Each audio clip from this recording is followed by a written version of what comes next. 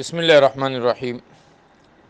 حضور اکرم صلی اللہ علیہ وسلم کا یہ فرمان عالی شان بالکل صحیح ہے کہ میری وفات کے بعد وحی تو ختم ہو جائے گی لیکن مبشرات بند نہ ہوں گے۔ آپ علیہ الصلاۃ والسلام نے کہ صحابہ نے عرض کی کہ یا رسول اللہ مبشرات کیا ہے؟ فرمایا کہ وہ اچھے خواب ہیں جو نیک بندوں کو دکھائے دیتے ہیں۔ اس میں کوئی شک نہیں ہے، دو رائے نہیں ہے کہ خوابوں کا دکھنا اور دکھایا جانا یہ آخری زمانے میں مسلمان کے لیے تسلی بھی ہوگی اور مستقبل کے راہوں کی رہنمائی بھی ہوگی۔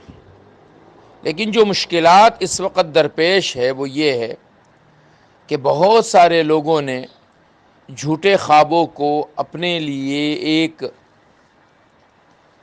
راستہ بنا لیا ہے لوگوں کے دلوں کو اپنی طرف متوجہ کرنے کی، اپنی بات کو لوگوں تک پہنچانے کا ایک غلط ذریعہ جھوٹے خواب ہے، کیونکہ آپ خواب پر کسی کو پکڑ نہیں سکتے۔ گزشتہ دنوں جب حضرت مفتی تقی عثمانی صاحب استاد محترم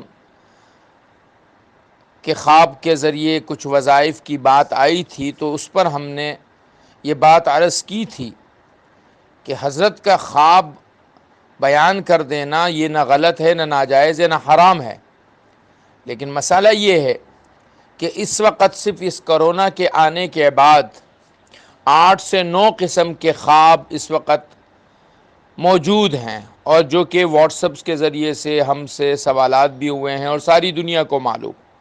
کرغیزستان کے اہل شورا کا میرے پاس فون آیا کہ جی ترکی میں ایک صاحب نے خواب دیکھا ہے کہ جی قرآن مجید میں حضور صلی اللہ علیہ وسلم کے پلک کا بال موجود ہیں، تلاش کروائیے۔ مدینہ منورہ سے اسی طرح کا خواب آیا۔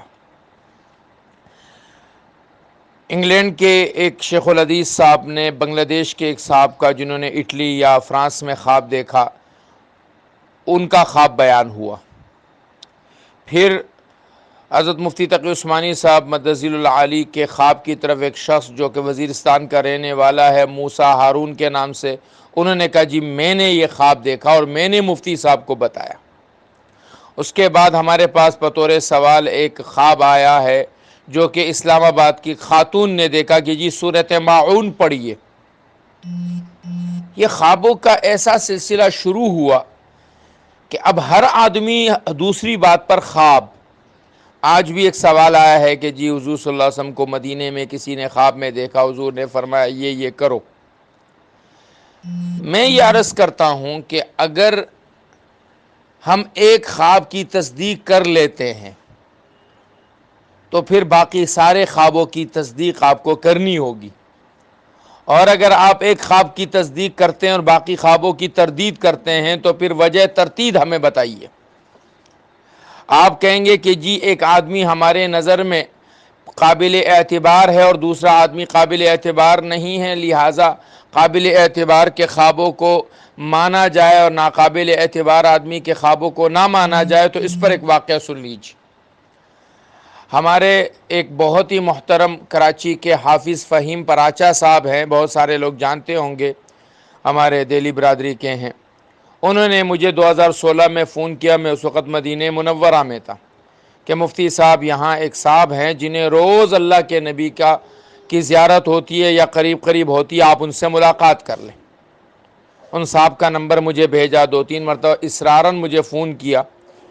میں نے ان صاحب سے رابطہ کیا، انہوں نے کہا جی میں عشاء کے بعد باب السلام کے پاس آپ کو ملوں گا۔ میں گیا، ملاقات ہوئی، تھوڑی بات چیت ہوئی، خیر میں واپس آ گیا۔ حافظ صاحب کا فون آیا کہ جی آپ نے ان سے ملاقات کی۔ میں نے کہا جی ملاقات تو ہو گئی ایسی بس، کہ نہیں آپ کو ان کے ساتھ بیٹھنا چاہیے۔ ان صاحب کا بھی فون آیا کہ جی حافظ صاحب چاہ رہے ہیں کہ میں آپ کی دعوت کروں۔ میں نے کہا جی میں تو کھانا کھا چکا ہوں۔ کہ نہیں جی پھر بھی آپ میرے گھر آئے۔ میں ان کے گھر گیا، تھوڑی دیر ہم نے بات چیت کی۔ وہ صاحب نہ مجھے علمی آدمی لگے، نہ مجھے کوئی اتنے ایکسٹرا آرڈنری لگے کہ میں کہوں۔ انہوں نے وہیں پر بیٹھے بٹھائے مجھے 21-22 سلسلوں میں خلافت دے دی، 31-32 جو ہے وہ سلسلہ احادیث میں مجھے اجازت بھی دی، جو میں نے لے لی۔ بعد میں نے ان صاحب کا تذکرہ ہمارے کراچی کے اعجاز مصطفیٰ صاحب ہیں، ختم نبوت کے امیر ہیں، ان سے کیا تو انہوں نے مجھے کہا کہ مفتی صاحب ٹھیک ہے، آدمی ٹھیک ہے، باتوں کا اعتبار نہیں ہے۔ میں نے مدینہ منورہ کے تبلیغ کے بزرگان اور مشورہ والوں سے ان کے بارے میں پوچھا تو فرمانے لگے کہ بھائی یہ آدمی جھوٹے خواب سنانے میں بڑا ماہر ہے، کس کا اعتبار کریں گے آپ؟ اس لیے دروازے بند رکھیے، آپ کا خواب ہے آپ کے لیے معتبر ہے۔ میں نے یہ بات کی تھی، حضرت نے خود کوئی خواب دیکھ کر فرمایا ہوتا سر آنکھوں پر، لیکن اگر آپ لوگوں کے خوابوں کو بیان کرنا شروع کر دیں گے تو اس سے ایک راستہ کھلے گا۔ پھر یا تو تصدیق اور تکذیب کے لیے آپ ایک پیمانہ بھی مقرر کیجئے کہ فلاں کا خواب سچا ہے، فلاں کا خواب جھوٹا ہے، اور اگر وہ نہیں ہے تو پھر آپ وہ بتائیے جو شریعت نے بتایا ہے۔ شریعت کے احکام کو عام کیجئے، لوگوں کے خوابوں کو عام نہ کیجئے۔